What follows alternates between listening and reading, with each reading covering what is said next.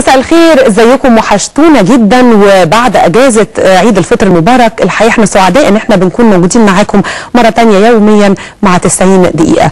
نبدا موضوعنا النهارده على طول. موضوعنا عن حديث الساعه في مصر في الايام الماضيه، وليس في مصر فقط ولكن نقدر نقول في العالم كله، المهتمين تحديدا بانتخابات اليونسكو وما حدث فيها. الخساره اللي حدثت للمرشح المصري الوزير الفنان دكتور فاروق حسني.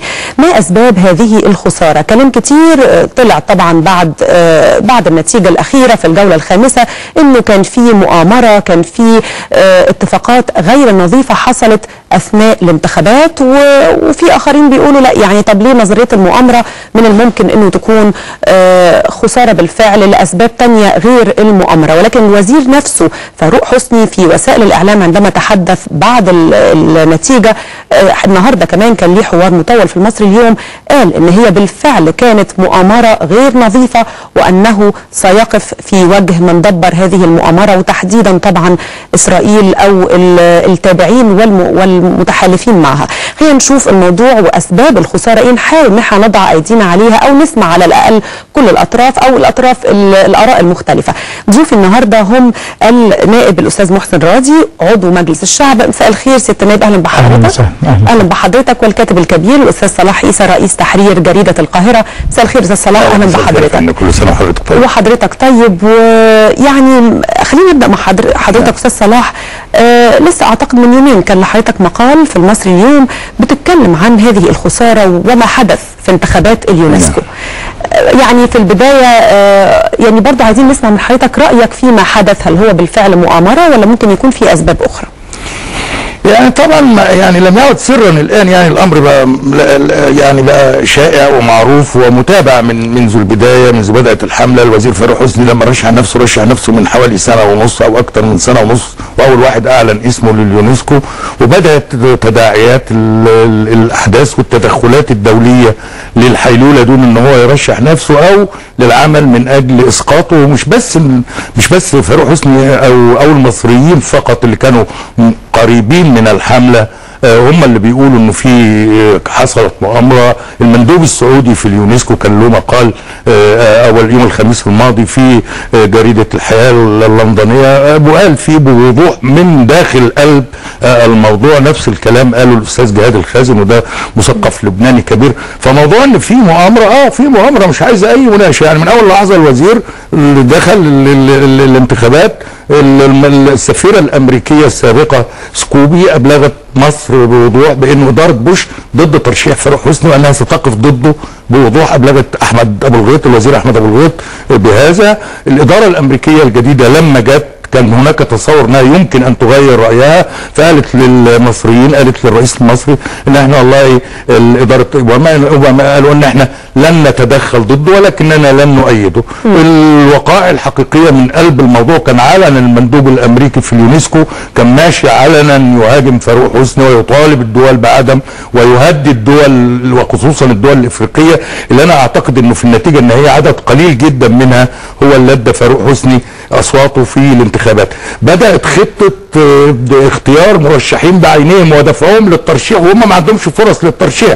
اختيار واحده لبنانيه من اصل لبناني جنوب امريكيه اكوادور اللي هي ايرين عباقي دي، قال انها تخش الانتخابات على اساس انه ده ممكن يبقى بديل لمرشح عربي ومسلم، على اساس انها عربيه وفي نفس الوقت تنتمي للجنوب الى امريكا اللاتينيه. ادخال المرشحه النمساويه بعد ذلك لكي تفتت اصوات اوروبا. ادخال المرشحه التي فازت نفسها وهي بلغاريا، ادخالها الانتخابات. معظم الذين خاضوا الضغط على الجزائر، لانه المغرب حين نجحت، وده جزء من مبررات المؤامره الاساسيه، ان احنا لاول مره كعرب نجحنا في توحيد صفوفنا، ونجحنا في اننا نقنع المغرب. اقتنعت المغرب وسحبت مرشحتها فاطمه بناني، فبدا البحث عن مرشح جزائري اللي هو اليحيوي. ولما الجزائر رفضت ان ترشحه تم البحث عن دوله اخرى ترشحه. هذه الدوله قالت في الحاجات اللي زي دي اننا نرشحه ولكننا لا نؤيده، وهي ملهاش صوت. فكان واضح حجم الرغبه في افشال المرشح العربي المسلم، وكان وراء ذلك حاجات واضحه. موقف فاروق حسني المعلن من تطبيق العلاقات مع اسرائيل. الجزء الثاني اللي ما حدش تنبهه، اسرائيل مهتمه جدا بموضوع تطبيق العلاقات الثقافيه مع مصر. حين جاء نافون اللي هو الرئيس الاسرائيلي الاسبق في اواخر عهد الرئيس السادات في مصر، هنا كان القضيه الاساسيه معاه انه هو عايز تطبيع ثقافي اهم من الغاز، اهم من الكويز، اهم من اي حاجه، لانه اسرائيل بتعتقد ان تطبيع العلاقات الثقافيه يعني التطبيع مع عقل الامه. فده موضوع التطبيع ده كان موضوع اساسي. الموضوع الثاني هو موضوع القدس، لانه اليونسكو في ظل رئاسه المبسوره اللي هو الياباني الذي رأسها خلال 10 سنين اللي فاتوا دي، لها قرارات فيما يتعلق بالخطط الاسرائيليه لسرقه التراث الاسلامي والعربي في تهويد القدس وتهويد وتمثيل الاثار الاسلاميه فيما يتعلق باختصاص المنظمه. الفكره الاساسيه اللي في دماغهم ان احنا عايزين نثبت هذه اثار فلسطينيه وعربيه واسلاميه، عايزين يقولوا لا دي اثار يهوديه. وبالتالي وان لنا اثار تثبت حقيقتنا في القدس، وبالتالي هم كانوا بيخشوا بشده وما زال ده موجود. وعشان كده شاديه قناوي سفيرتنا في اليونسكو بتقول لن تسمح اسرائيل قبل حل الحاجات اللي زي دي، لن يسمح لعربي او مسلم بان يتولى هذه المؤسسه لاسباب تتعلق بانه تنفيذ قرارات المنظمه الدوليه باليونسكو بشان القدس لهذا الملف مغلق، فاذا جاء مرشح عربي او مسلم فسيجد نفسه مضطرا الى ان هو يفتح. فدي الاسباب الاساسيه اللي في الموضوع. ومع ذلك في تقديرنا ان احنا خضنا حمله باسله.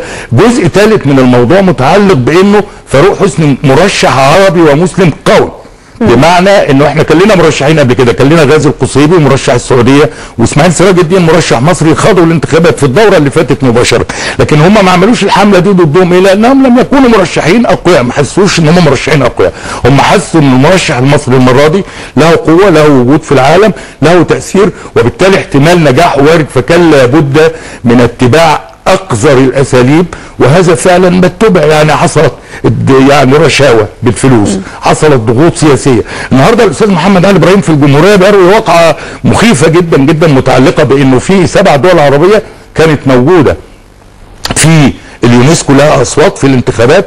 طبعا الوزير بيقول انه كلها كان موقفها صعب، كويس معاه جدا وبيشكر هذا، لكن النهارده محمد علي ابراهيم بيقول لديه معلومات دقيقه ومن حد كان بيتابع التصويت انه احدى الدول العربيه دي هددت في اخر لحظه ما بين الجوله الرابعه والجوله الخامسه بال29 هددت في اخر لحظه بانه في مظله دفاعيه امريكيه بتغطي اراضيها، وهددت في اخر لحظه بانها لم تغير تصويتها وتصوت ضد فاروق حسني فسوف تسحب هذه المظله. يعني استخدمت كل الوسائل المشروعه وغير المشروعه، العصا والجزره والتهديد والرشوه. هي كانت حرب. تمام، هي حرب. طب هرجع حضرتك استاذ صلاح، بس عايزه اروح للنايب استاذ محسن راضي. استاذ محسن، اولا احب كمان اعرف يعني رؤيه حضرتك لما حدث في الانتخابات اليونسكو. الخساره دي شايفها حضرتك كنتيجه لمؤامره حدثت زي ما بيقول استاذ صلاح، وزي ما طبعا كلام كتير اتقال في الفتره او الكام يوم اللي فاتوا، ولا في اسباب ثانيه من وجهه نظر حضرتك؟ بسم الله الرحمن الرحيم. هو زي ما تفضل الاستاذ صلاح، بس انا مش عايز اقول يعني استخدم كلمه المؤامره، لكن كان هناك وجه حقيقي لأمريكا كشفت عنه في أنها بتتعامل معاملة سيئة ضد مصر. لكن هي انتخابات.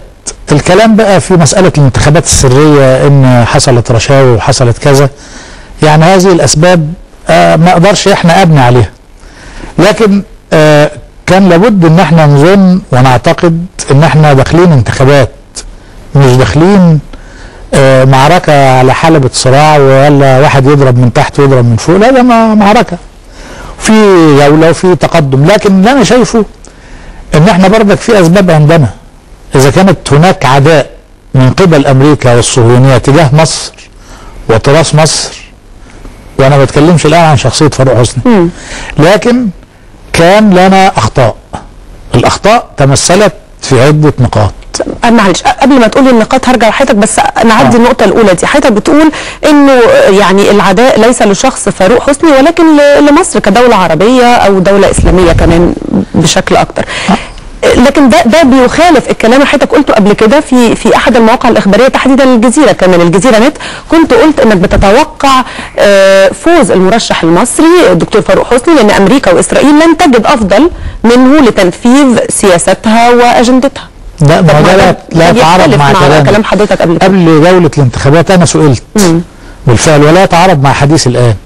فانا كنت متوقع نجاح للسيد فاروق حسني، لانه امريكا واسرائيل التي تتحمل الجزء الكبير في هذه المعركه ادارتها، وجعلت من السيد فاروق حسني نتيجه الى انه يقف على اعتاب الصهيونيه ويقدم اعتذاره لاسرائيل ويعد بانه هيزور اسرائيل وهو غير معادي للساميه، وانه هيرمم الاثار اليهوديه وهيطبع الابداعات اليهوديه.